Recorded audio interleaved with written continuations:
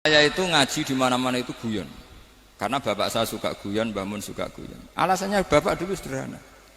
Orang sudah nyari hiburan dengan maksiat. Sehingga agama ini harus membawa keceriaan sosial, membawa keceriaan hati. Karena Allah ngendikan kul bi fadlillah wa bi rahmati fa bidzalika falyafrahu. Orang itu harus senang dengan kebaikan. Orang happy dengan tola al-badru alaina, happy dengan manaqibul akhyar, dengan fadhailul akhyar. Karena orang di sana sudah senangnya itu kalau ada maksiat. Nah sekarang agama dibawa orang-orang yang tidak menyenangkan juga. Ngaji teko wis merengut. Ada muridnya salah duduk marah. Salah posisi meja marah. Lalu orang-orang kan mikirnya kan daripada ngaji dimarahin terus mendingan ndak kan. Makanya Nabi itu paling marah itu kalau satu kebaikan jadi problem. Mu'ad bin Jabal itu pernah ngimami lama sekali. Dan yang makmum itu akhirnya mufarokoh. Dulu belum ditemukan fikih, tapi orang ini sudah berani mufarokoh. Jadi ini termasuk mujtahid. Sebelum tahu Fathul Mu'in, tahu Wahab, dia sudah berani mufarokoh. Jadi sudah luar biasa. Karena bangsa ibadah yang agak-agak ngawur itu tanpa diajarin sudah do pinter sendiri. Dia mufarokoh. Ketika dia mufarokoh, komentarnya Mu'ad, dia munafik. Sholat belum selesai kok mufarokoh. Singkat cerita Mu'ad melaporkan itu ke Rasulullah. Si tukang penggembala ini juga melaporkan ini ke Rasulullah.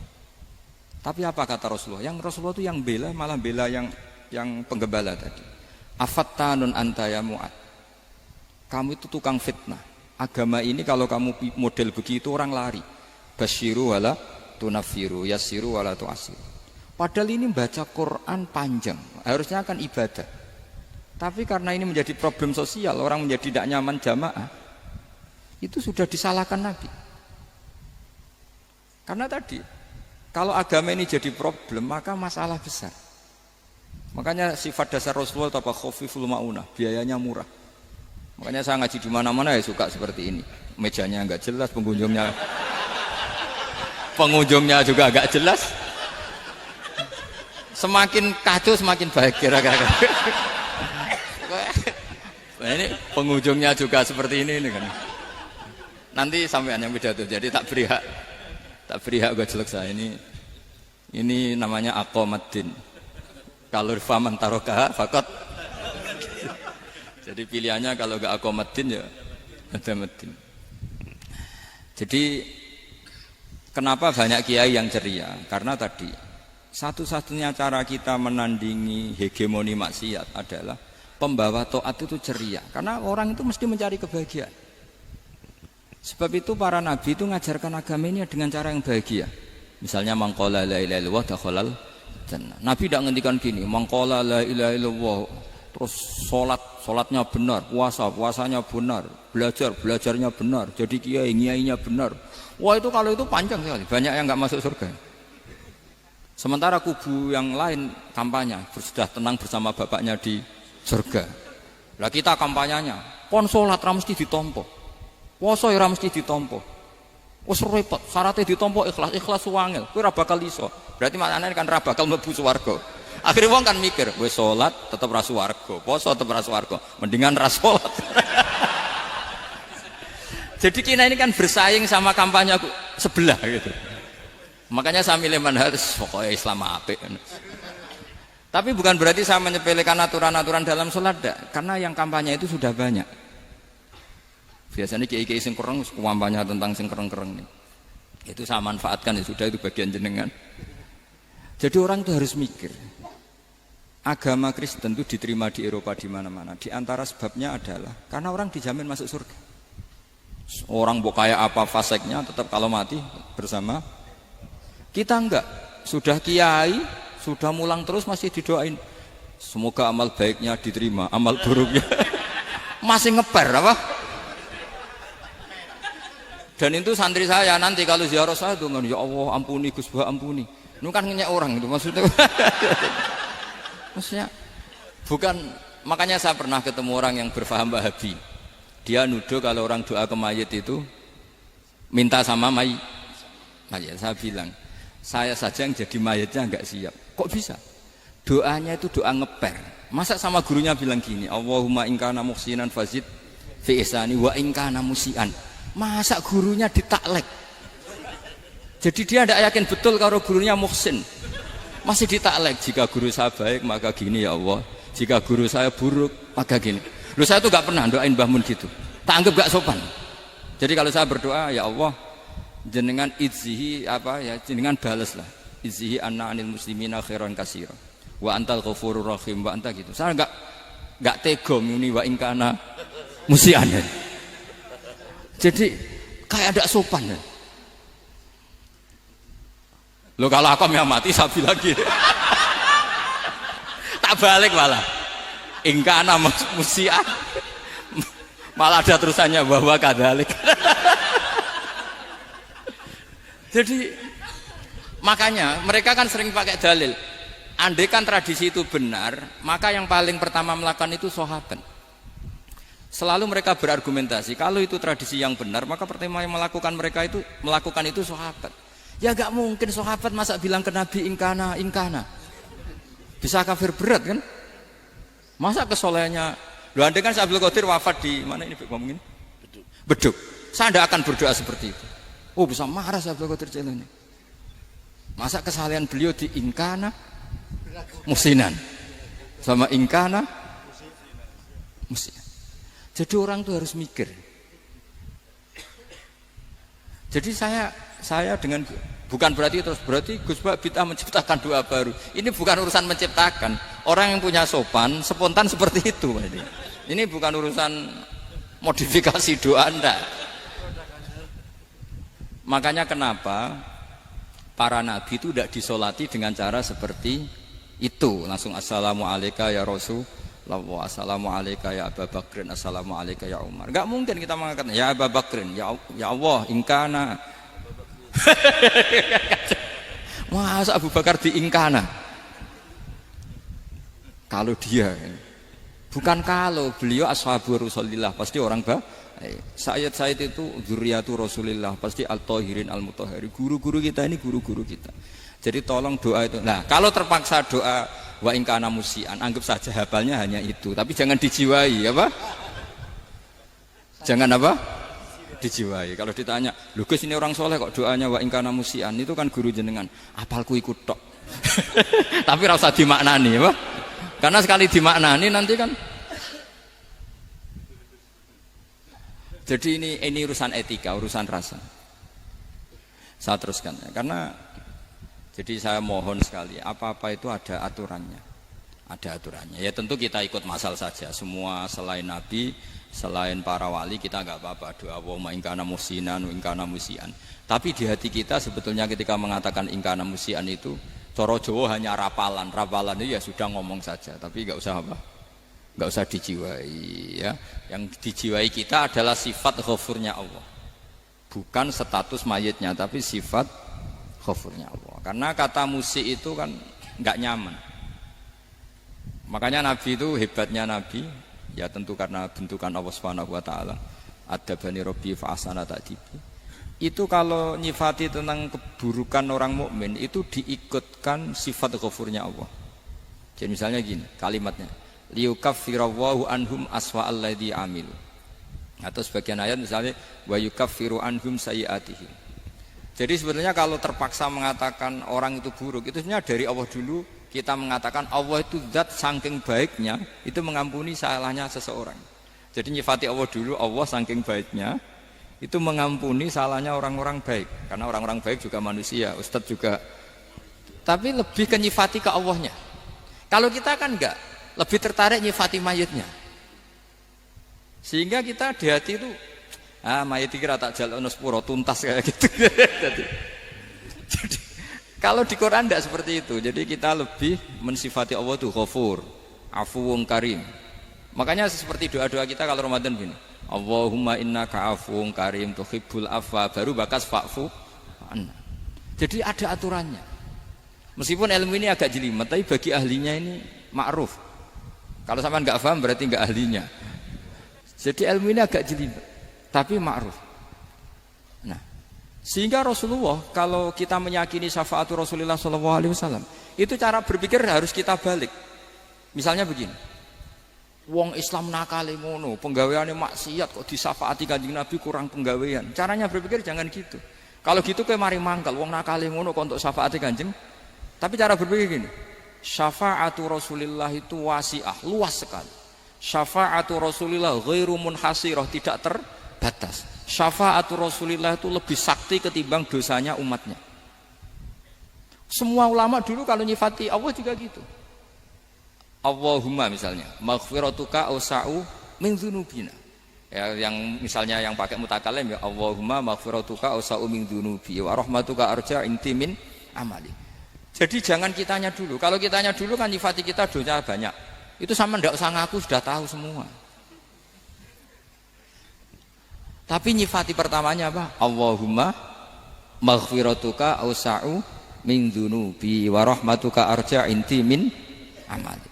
Sehingga dari nyifati maghfiratullah yang wasi'ah, yang tidak terbatas, kemudian kita sah mengatakan bahwa ahlul maksiat pun mungkin atau berhak dapat ampunan. Sama, syafaatu Rasulillah itu ghairu munhasirah, syafaatu Rasulillah itu wasi'ah. Sehingga sahlah riwayat syafaati li ahlil kabair min ummah. Itu bukan menyangkut melegalkan kabirah, bukan menyangkut mengesahkan orang Islam dosa besar, karena nanti dapat syafaatnya Rasul. Cara berpikir jangan gitu. Nanti kamu mentasjek memberanikan orang melakukan maksiat berdasar iktimat syafaati Rasulillah. Itu jangan gitu cara berpikir, dibalik apa? Syafaatu Rasulullah awsa'u wa awsa'u. Sangat luas. Sehingga saking luasnya sampai yang tukang maksiat saja kebagian. Sama rahmatnya Allah Ta'ala itu wasi'ah. Rizkinya Allah ya wasi'. Sampai wong nganggur ya iso mangan ngono. Nah begitu juga rahmati Allah Ta'ala itu wasi'ah. Sampai wong sing sumpek utange akeh ya iso guyu ngono.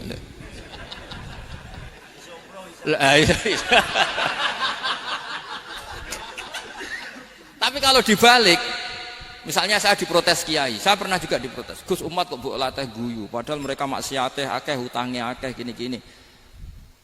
Karena kamu menyifati orangnya. Kalau menyifati orang ini sampean guyu haram. Utang jatuh tempo, sampean gak mikir dosa ndak? Dosa. Jadi kiai muridnya goblok kok kiai ini kurang tahajud, itu ya dosa. Jadi kiai kok muridnya goblok tenang wae. Sementing untuk sowanan, itu amatir ya gini. Mestinya cara berpikir dibalik. Rahmatullah wasi'ah, rizkuhu ya wasi', fadluhu wasi'. Sampai wong sumpek wae iso guyu. Sehingga kita ini sudah objek. Loh, kita ini tidak subjek. Di alam raya ini kita tidak subjek, tapi apa? Objek. Makanya saya berkali-kali mengatakan, mbok kayak apa sumpeknya kita, tetap wong iso guyu. Karena apa? Allah mensifati dirinya wa annahu wa adhaka wa abka. Allah itu adhaka, zat yang memberi orang iso guyu. Wa abka lan zat sing maringi wong iso nangis. Karena sifatnya Allah Ta'ala pasti nafidah, sifatnya Allah Ta'ala pasti terjadi. Dan kita objek. Makanya wong sumpek utange akeh, bojo ora percaya, tangga ora percaya, nak guyu banter-banter. Karena Allah ku adhaka, zat sing maringi guyu. Wa abka, sudah presiden, sudah gubernur, sudah menteri, nak Allah kepengin nangis no yo nangis. Coba ngeluhnya apa kalau misalnya jenengan seorang mantan presiden atau mantan gubernur, kadang anaknya calonan RT mbok menang bondak. Ngeluhnya apa orang alim, misalnya alim alama, anaknya mau jadi jurumiyah ra iso, susah. Kaya raya anaknya jadi pasien, susah. Allah punya cara untuk abega, untuk bikin orang nangis. Nah karena kita ini objek, pasti sesupuk apapun orang yang bisa tertawa ya bisa nangis. Makanya banyak ulama yang enggak terlalu serius mikir agama ini, bukan karena dablek, enggak, karena Allah mensifati dirinya Al-Hadi, yang memberi petunjuk. Kita enggak ditunggoni Kanjeng Nabi, enggak ditunggoni Wali Songo, enggak ditunggoni para Alawin yang dulu, enggak ditunggoni Habib-Habib yang kayak Said Abdul Al-Haddad. Tapi karena Allah itu Al-Hadi, yang memberi petunjuk, dan sifatnya Allah Ta'ala la budda wa ayat entakuna nafidah. Sifatnya Allah pasti nafidah. Amerika kayak apa liberalnya, sekarang trennya juga banyak yang masuk Islam. Kampung-kampung pedalaman enggak ada kiainya, cukup mudin. Kadang yang membawa agama itu orang yang ke situ mau nyari kayu. Orang di pedalaman Kalimantan, Sulawesi itu pertama itu nyari kayu, tapi bawaan hidayat, lama-lama bikin masjid. Saya pernah di Korea, ke sana orang nyari uang, niatnya juga nyari uang, tapi akhirnya tersiksa kalau enggak bikin masjid. Karena apa? Karena Allah itu Al-Hadi, zat yang memberi petunjuk. Maka kamu tidak usah khawatir. Agama ini pasti jalan ila yaumil qiyamah. Karena Allah Al-Hadi. Sama. Mbok kamu umat mbok weden-wedeni kowe ku amalan ora mesti ditampa. Nek ora ditampa mlebu neraka. Ngono mulai ngaji ya tenang ae. Tenang, santai. Bahkan kadang bilang gini, Pak Yai tadi gak bener. Masa ngecap orang mlebu neraka? Kita yang masyarakatnya gak tahu pintunya. Pak kayaknya tahu pintunya. Karena orang itu punya cara. Loh ya betul. Orang Bedui itu kalau ngaji sama Nabi itu lebih unik timbang yang soleh, timbang yang pinter. Sehingga banyak ilmu itu ditemukan dari orang Bedui. Karena cara berpikir itu aneh. Kalau orang soleh, orang waras kan berpikirnya ada aneh, standar. Jadi orang Bedui itu aneh. Pernah suatu saat Rasulullah itu khutbah cerita kiamat. Wah dahsyatnya kiamat kayak apa? Semua orang diam nangis semua. Orang Bedui enggak, lebih cerdas. Ini Nabi itu aneh. Cerita kiamat kok udah ada tanggalnya ini gimana? Orang nangis semua karena dahsyatnya kiamat kayak gitu. Bumi dihancurkan, wus. Pantas sudah nangis dewi-dewi. Ya ono sing nangis pabrik banyune macam-macam ya. Ini kalau kiamat gimana ini perjalanan air kemasan saya kan orang mikir. Mikir dewi-dewi gitu. Tapi ini enggak. Orang Bedui cara berpikir tuh enggak. Malah ya Rasulullah mata sa'ah. Engkau itu cerita kiamat tapi enggak jelas tanggalnya. Kalau cerita kiamat ya harus jelas dong kapannya. Jadi unik. Jadi cara berpikir sahabat kaget semua loh. Kaget. Karena enggak kepikiran. Nabi a'radu itu mengabaikan. Banyak sahabat yang menganalisis lam yasma kan. Nabi memang enggak dengar sehingga mengabaikan. Ada yang analisis lagi sami'a wa kariha. Sebenarnya Nabi dengar itu enggak berkenan karena tengah-tengahnya khutbah kok tanya. Tapi si Arabi ini cerdas. Masuk akal kan? Misalnya mau pilihan presiden, orang mesti tanya kapan kan gitu. Ya kan? Mau ganti presiden atau ganti bupati, takarannya orang kan kapan? Kayak Mas Akom jadi wali ndak? Pertanyaannya kan kapan? Kalau jatuhnya kan sudah ya. Sehingga tanya, mata sa'ah ya Rasulullah. Lama-lama Nabi diangen-angen, bener juga orang ini. Saya cerita kiamat kok nggak jelas kapannya. Ini Nabi menjawab. Tapi karena Nabi orang-orang yang sangat pinter, tanya balik. Ma'atattalah. Lalu kalau kamu berani tanya kiamat kapan, saya tanya balik. Ya persiapan kamu apa? Jawabnya santai saja. Fawwah ma'atattalah kabira sholatin wala siyamin walakinni uhibbuka ya Rasulullah. Saya enggak menyediakan apa-apa, sholat saya biasa aja, maksudnya standar. Ya kira-kira 5 waktu pas. Ya jenis saya lah kira-kira gitu. Wala kabira siyamin, dan saya puasa ya standar saja pas. Walakinni uhibbuka ya Rasulullah. Tetapi saya mencintai engkau ya Rasulullah. Jawabannya Nabi apa? Almar'u ma'aman ahabba. Sebagian riwayat anta ma'aman ahbabta. Jadi hadis itu populer tuh barokahnya wong desa tadi. Andai kan dia punya etika maka sowan dulu tanya 4 mata. Itu jadi hadis ahadi. Tapi barokahnya dia selonong di depan umum. Zaman Nabi khutbah itu jadi hadis mutawatir. Jadi kadang barang baik itu barokahnya orang yang enggak baik. Maksudnya su'ul adab. Tanya gitu kan su'ul. Tapi itu barokah. Akhirnya hadis itu mutawatir karena didengar ribuan sahabat yang mendengarkan khutbahnya Rasulullah. Tapi kalau hadis itu satu-satu kan khossoni bidzalika Rasulullah, khossoni bidzalika Rasulullah, itu nanti jadi hadis ahadi yang kualitasnya jauh di bawah hadis mutawatir. Jadi barokahnya orang su'ul adab itu ya ada. Karena Allah yang mendesain ini. Akhirnya kata sahabat, kata Anas bin Malik, mereka itu mangkelnya bukan main sama Arabi tadi karena tanya enggak sopan sama Rasulullah. Tapi setelah Nabi jawab almar'u ma'aman ahabba fama farihu bi syai'in farahum bidzalika badal. Mereka enggak pernah senang dengan hadisnya Nabi sesenang riwayat almar'u ma'aman ahabba. Barokahnya Arabi. Bedui. Makanya saya sebagai kiai ini Bedui saya tak pertahankan ila yaumil qiyamah. Karena umat ini pernah terbarokahi oleh orang apa? Bedui. Barokah suladab tadi. Jadi mohon ini supaya majelis ini kan majlisul itorti Rasulullah, coba terlatihlah mengatakan Allah itu subjek, Allah itu al-fa'ilul mukhtar, Allah itu al-fa'ilul mukhtar, Allah itu yang menentukan alam ini. Dan Allah mensifati dirinya wa annahu huwa adhaka wa abka. Allah itu zat yang memberi orang itu bisa tertawa. Dan Allah juga yang memberikan orang itu bisa menangis. Mbok kayak apa kamu neror umat? Wah, amal enggak mesti diterima gini-gini. Ternyata ning majelis nangis ya. Mulai guyu. Kadang guyu-guyune ngenyek tenane. Daripada apa ya agak-agak merodok orang yang dohirnya beda dengan batinnya. Enggak perlu distatuskan seperti itu.